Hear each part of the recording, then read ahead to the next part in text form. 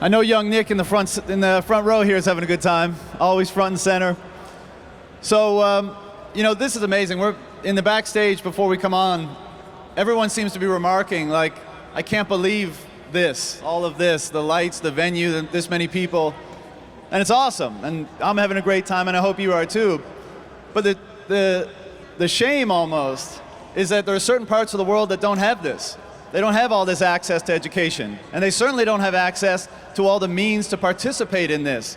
You know, there's so many parts of the world where, you know, we might be engaging with Bitcoin because we see opportunity. We want to contribute to that hopeful future that we see. But a lot of people don't have access to the existing financial rails, so Bitcoin is literally a lifeline for them. They're able to access a global liquid market of value exchange without any intermediary. You don't need an ID, you don't need a bank account. All you have to do is join the network and you can participate in this global phenomenon.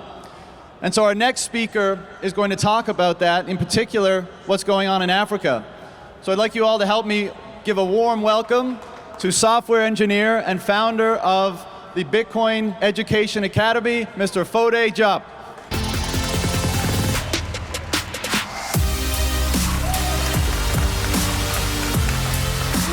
All about. Can you guys hear me? All right. Senegal is in the building.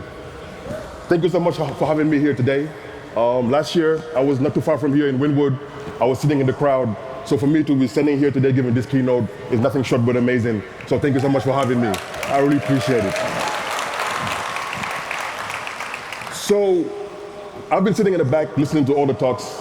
I didn't hear once somebody mention Africa somehow, some way. So I want to always talk about what I deeply care about, which is the African continent and Bitcoin, obviously.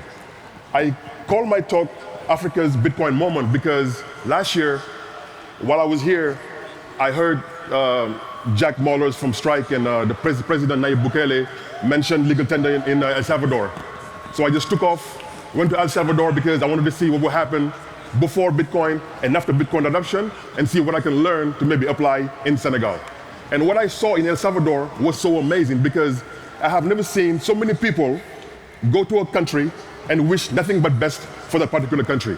Bitcoiners are amazing, so I want to see how we can replicate this on the African continent, all right?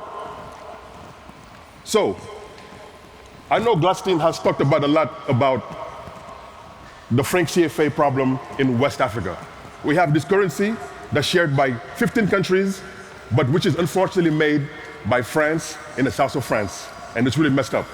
So please check out Bitcoin Magazine's Monetary Colonialism, or Gladstein's new book, Check Your Financial Privilege, or Reasons Magazine's documentary short piece on this particular problem. So to make things like a little bit clearer, let's basically compare two currencies in Africa. The one on the left called the Cedi is for Ghana, and the one on the right is called the franc CFA, and is shared by 15 countries in West Africa. What are the main differences? Well, if you look at the Cedi, it's made by Ghanaians, and it's for Ghanaians.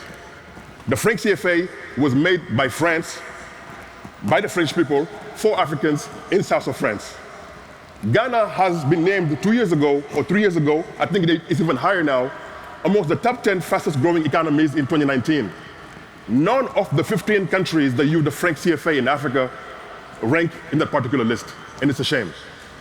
The Cedi is a floating currency, kind of. It's kind of like pegged to the dollar a little bit, but it's not too bad. But the franc CFA was pegged against the French franc back in the days, and then when they went to the euro, they pegged it against the euro. And that has consequences as well. Now, the Cedi could be devaluated technically, but only if it benefits the African people in Ghana. The French CFA could be devaluated by France.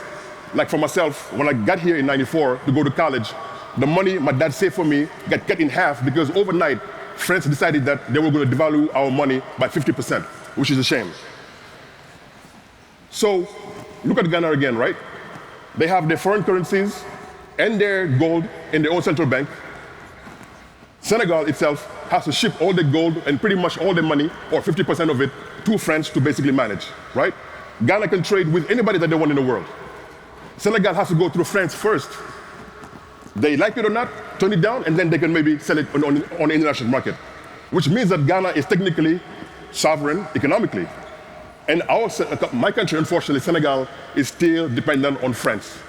We just celebrated our independence last Monday, April 4th, but I believe that today, in 2022, we are still under French imperialism, and it really sucks, actually, right? So the city, that money benefits Ghana, obviously, and the Ghanaian people, and for us, the Franc CFA, unfortunately, benefits like France, right? So, which currency would you rather have? Personally, I would rather have a currency that's controlled by Africans that benefits Africans, ultimately, right? But in the end, let's say Senegal wants to get off the CFA. Are they going to use the cedi, this money from Ghana? I highly doubt it. We are a sovereign country. We don't want to basically use someone else's currency that might fluctuate or whatever else actually at the whim of another government. So for me, I believe actually Bitcoin is the answer in a lot of ways. Same as America here, we have the USA, United States of America. I can go to any state here, Oklahoma, Nevada, New York, whatever, it's the same people, use the same currency, I can trade with anybody, and I can do business with anybody.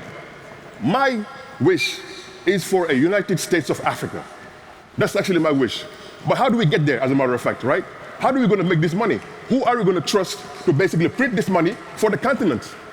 We can't trust nobody. Because why? Because Bitcoin is pretty much trustless. We don't have to trust anybody in this world.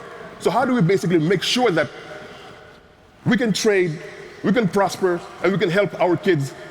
Africa will have the youngest population in the world by 1950. The average age is going to be 14 years old. 14 years old, right? But how are we going to get all the jobs to these kids and opportunities themselves? And especially if we have corruption and inflation and all these things. Ultimately, we need a currency that will basically unify us, right? Again, right? Unity, United States of Africa. How do we make it happen? Maybe Bitcoin might not be the ultimate answer, but it's technology that's working today we can possibly use to help us get to where we need to get to, all right? So, I want to announce our first Africa Bitcoin conference in Ghana this year. I chose Ghana. We're doing it, man, we're doing it, we're doing it. The idea is like, I'm from Senegal. I want to have this conference in Senegal. We are raising $1 million to throw this conference together. Why do I want to do it in another country? Because I have a problem with the currency that's in my own country, right? So until we figure out these questions and answer all these things that basically surround our currency that's controlled by the French, right? We cannot possibly have this event in Senegal. So therefore, we're going to Ghana, and I'm joined here by Fode. I don't know where she's at. She's in the crowd. But please see us later if you want to have more questions about it. And we'll have it first week of December. And ultimately, we got some sponsors already. Alex Gladstein. I see Carrie Lee here from Gemini. And of course, the Bitcoin Developers Academy, my own program. And we'll be announcing it for the first week of December. And if you want to check it out, please go to afrobitcoin.org or just scan this QR code and it will get you to the link. And hopefully we'll see you in Africa in December in Ghana. Thank you. All right, we've been kicking it on the Marathon Desk hosted by Bitcoin Magazine here live at the Bitcoin Conference 2022 in Miami. I'm Natalie Brunell, host of the Coin Stories podcast, joined by awesome co-anchors, honestly. Dave Portnoy of Barstool Sports, Ben Askren, former UFC fighter, and Alex McShane of Bitcoin Magazine. Please subscribe to this page and like this video so other people see it. Let's get right to it. That was another great speaker, talking really about the separation, I think, of money and state. Dave, what did you think? Well, I think that's super important. And I also think on the other side of it, what has always worried me a little bit about Bitcoin in the beginning is as there's a new class of wealth that the super rich will be like, hold on, you're not going to become more rich than I am. But I do like the separation. I think it's important. So I first heard this guy speak at Oslo Freedom Forum, and he told this really interesting story of how he wanted to be a basketball player. So he moved to the U.S. He wanted to be like Michael Jordan. And so, I mean, got some athletes up here. Ben, what are your thoughts on just, the idea that you don't have to come from a fancy background. You don't have to come from the elites. You don't have to be a politician. Bitcoin is for everybody.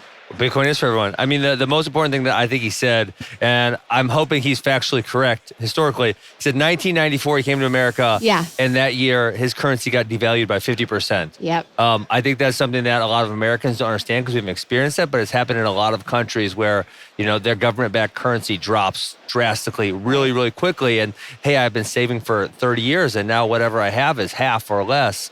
And obviously in countries like Venezuela, it's going faster than that. It's like every year, boom, down, down, down. And so now you have a currency which is separated from the government, and we're not seeing that with Bitcoin. Yeah, and Michael Saylor, who spoke right before him, he always puts a spotlight on the fact that, we see inflation here, but it's way worse in other countries. Yes. Alex, I know this is something you've talked about so much in your writings and on your show. What do you think about Bitcoin being that defense strategy against inflation? I think it's a great store of value. I think that here at home, as he mentioned, check Alex Gladstein's new book, Check Your Financial He's good. Privilege, points out that here in America, we're not really savvy to this. We have control of the mint here, and we still feel this inflation, right? Americans are feeling these gas prices. Like, imagine if another country was controlling, you have to separate money from state. It hasn't always been like this. We have to return to a stateless, decentralized currency, and that's Bitcoin.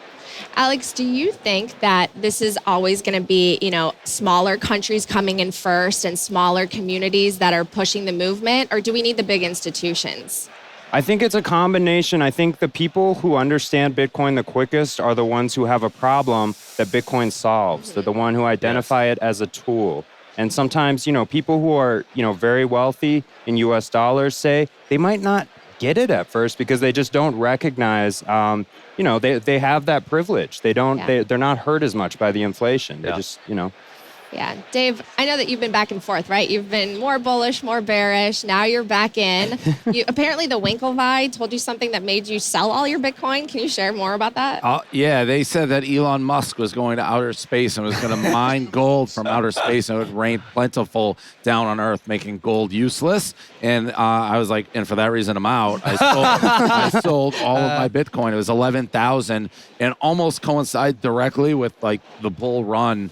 I don't know what it went to, like 30, 40,000. It escalated quickly. So that was fascinating because, it was Marty Bent, who a lot of people in the space know that got you in, right? He was working Marty for Bent you? was a shady character at Barstool. He was working for us. Marty Bent worked for Barstool? Under the guise of working for Barstool, and he had a corner Bitcoin office. His name at our office was Bitcoin Marty. We're like, what is he doing? He should be like writing blogs or doing sales, and he was doing Bitcoin. So yeah, he actually got me my first Bitcoin on that Trezor, and I have no idea where it is or how much it's worth. He probably took it. That's because you were asking questions about Trezor. That's the cold storage. That's where they won't confiscate it from you. All right, we are a minute away from the next panel. A lot of you guys know this speaker as well, Andrew Yang, who ran for president. Is there something that, Ben, you're looking for in this speech? Well, and George Jorgensen obviously was a Libertarian nominee last year also. So probably talking about government and how Bitcoin interacts with it, I'm assuming.